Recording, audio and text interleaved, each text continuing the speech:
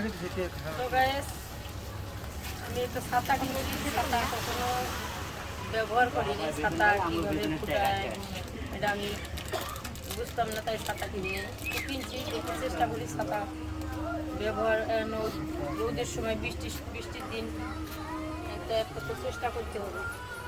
এটা আজকে কিনছি, এই ছাতার দাম বেড়ে 550 টাকা দাম কিনছি। বাকিতে টাকা দিইনি, ছাতা আলাপ করেছি যদি ব্যবহার করতে পারি তাইলে কিনবো।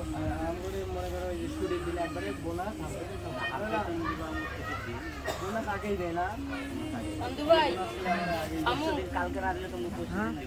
আমু